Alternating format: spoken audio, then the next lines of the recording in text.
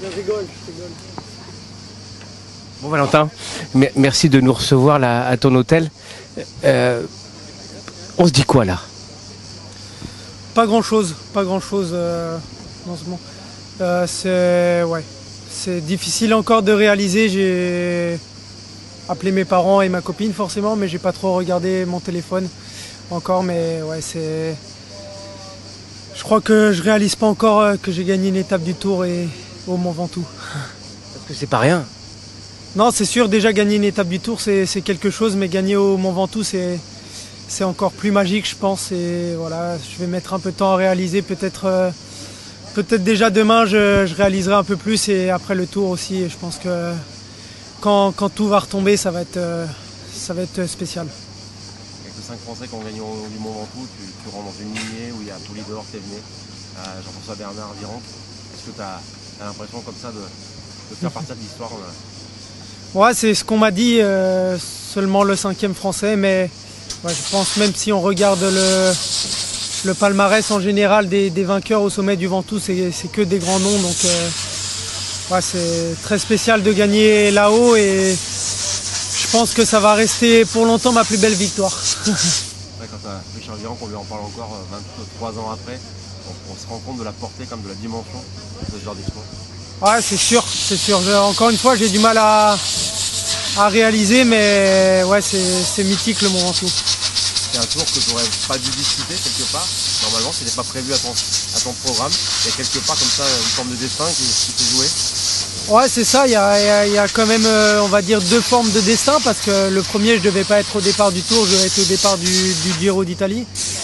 Et le deuxième, là, avec l'abandon de Remco qui m'a laissé plus de liberté. Je pense qu'aujourd'hui, avec Remco, je ne serais pas allé dans l'échappée. Donc, ouais, peut-être que c'est écrit quelque part que je devais gagner ici au Mont Ventoux. 24 ans. Est-ce qu'on rentre déjà dans la cour des grands quand on a gagné le Ventoux? Non, je pense pas. Il faut confirmer. Il y a aussi beaucoup d'autres courses à gagner, et voilà, c'est une étape. Gagner sur le Tour, gagner au Mont Ventoux, mais c'est pas une finalité. J'ai encore beaucoup de choses à faire. Tu viens, on s'était vu la dernière fois sur la reco des mondiaux 2027 à Sallanches. Tu nous expliquais un petit peu ton début de saison galère depuis le Tirreno, etc. Si on t'avait dit ça là quand on s'est vu à Sallanches, t'aurais dit quoi? Ouais, j'aurais dit déjà être au départ du Tour, ça serait dingue. Et gagner l'étape, ce serait incroyable. Alors gagner au Mont Ventoux, je t'aurais dit, mais t'es fou. Ouais, c'est quelque chose que même dans ses rêves les plus fous, on ne peut pas imaginer, quoi. Ouais, c'est ça. Mais déjà gagner une étape, c'est vraiment difficile à rêver, à imaginer. Mais gagner au Ventoux, c'est encore plus dur à imaginer. Quand on se rapprochait du Mont Ventoux, je disais allez, 15 km avant le pied. Et je disais aussi dans la radio à Pascal Lecorne qui était en train de rouler, allez, c'est notre jour, on va le faire, on peut le faire. Et je sais même pas si au fond de moi-même je le croyais, quoi. Je me disais, c'est vraiment on y va vraiment pour gagner au Mont Ventoux. Et voilà, même sur le vélo, c'était difficile de se dire, je suis vraiment en posture de gagner au Mont Ventoux, quoi. Nous, on se rend pas compte. Mais c'est quoi grimper le Mont Ventoux? Raconte-nous.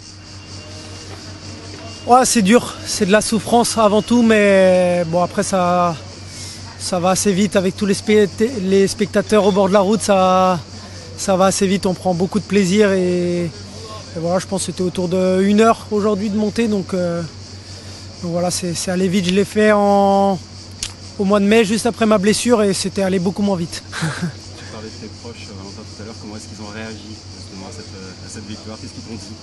Non, bah, ils sont super heureux, ils ont vraiment vibré, et voilà, j'ai appelé mes grands-parents et ils m'ont dit on a pleuré devant la télé, et voilà, pour moi c'est plus important de transmettre ces émotions à mes proches, à mes grands-parents que vraiment de gagner la course en elle-même.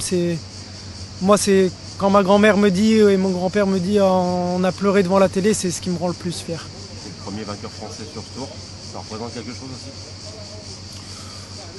Oh non, pas forcément, je dirais non. Va peut-être en avoir d'autres.